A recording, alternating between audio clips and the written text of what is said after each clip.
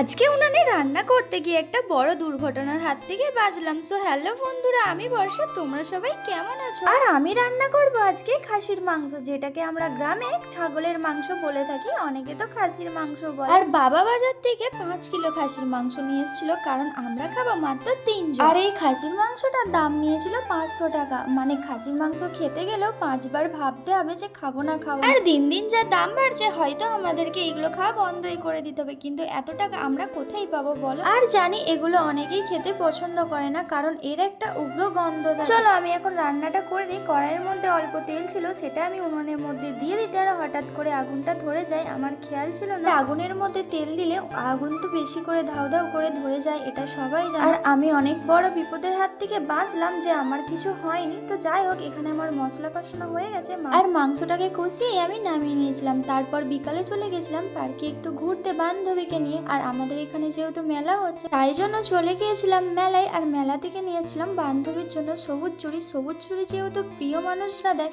তো আমার বান্ধবীর যেহেতু প্রিয় মানুষ নাই, তো তাই জন্য আমি ভাবলাম চল তোকেই আমি কিনে দিই। আর প্রিয় মানুষ হতে গেলে কি একটা ছেলেই হতে হবে? প্রিয় মানুষ তো সবাই হতে পারে, মা বাবা থেকে শুরু করে দাদা বোন ভাই, এমনকি বন্ধুরাও হতে পারে, কিন্তু সম্পর্কটা সেরকম রাখতে হবে।